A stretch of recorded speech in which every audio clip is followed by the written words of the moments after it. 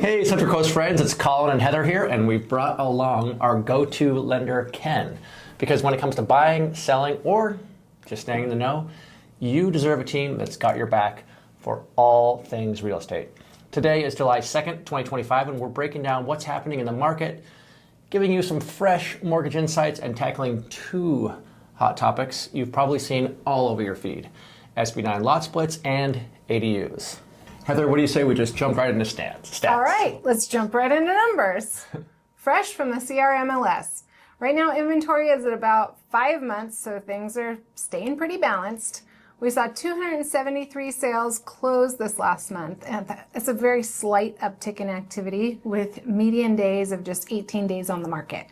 So when a home is priced right, it's not sitting on the market for long. The median sales price is at $820,000, a bit lower than April and May, but still higher than September of 2024 and higher than any month that we had prior to April of 2022. Why are we seeing this dip in the median price? Well, part of the factor is for determining a median price is which properties sell. And we're still seeing those under median homes that are mid-800s and lower flying off the shelves for the most part and selling at a strong price, while homes above that median price have a lot more competition than they've had in years. Buyers have more to choose from, so some of those sellers are going to need a stronger strategy to get to sold. And what is happening on the mortgage front? Here for that, let's bring Ken in. You bet. Well, on the mortgage front, rates are starting to trend in our favor. We're back to the high sixes, low sevens, depending on qualifications in this specific scenario.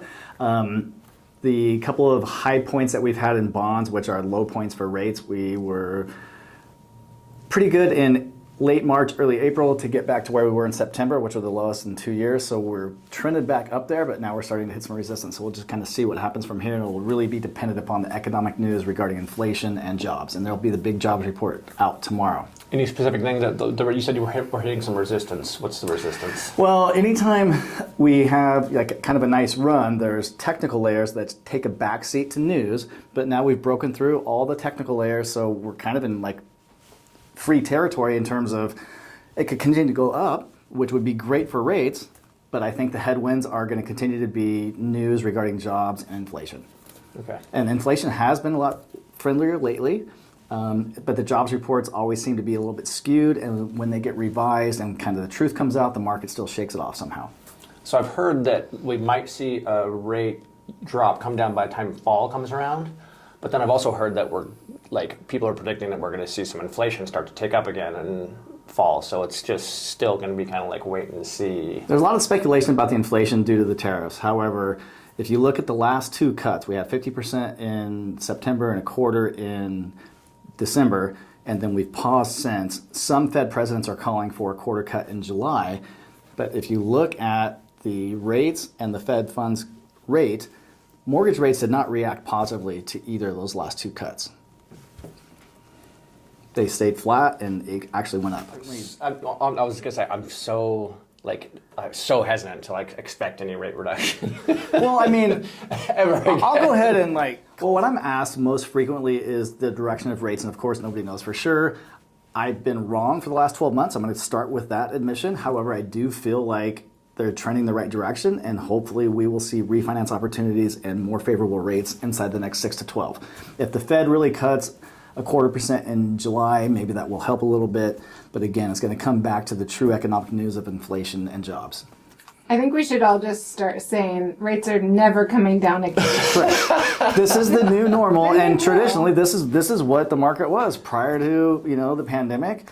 But that's what'll work. It's like when we say, "Oh, it's perfect time for me to go on vacation because I'm slow," and then no such thing. Get busy again. Exactly. So one of the most important factors for business and the economy in general is just stability, right? So rates will be the stable force. The rates are always just exactly the same. Well, I think, and then, because they've been stable for so long, then they'll just magically come down. To kind of stay big picture, I think it all comes down to the right property. You're not going to get the right rate at the right property at the same time anymore. The pandemic's over. So the right property is the only thing that matters, and then when the rate presents itself, you readjust or refinance to it. Okay, so up next, we're going to talk a little bit about SB9 lot splits and ADUs. We don't want to just be a resource when you're buying or selling. We would love to be a resource for all things real estate, including helping to helping to determine whether splitting your lot or add an ADU is actually going to add value for you. We are absolutely always here for you. Thanks, Colin. You've all probably been seeing in the news and on your feeds lately about California's SB9. SB9 allows certain homeowners to split their lot and build an extra home or two on the same property, sometimes up to 4.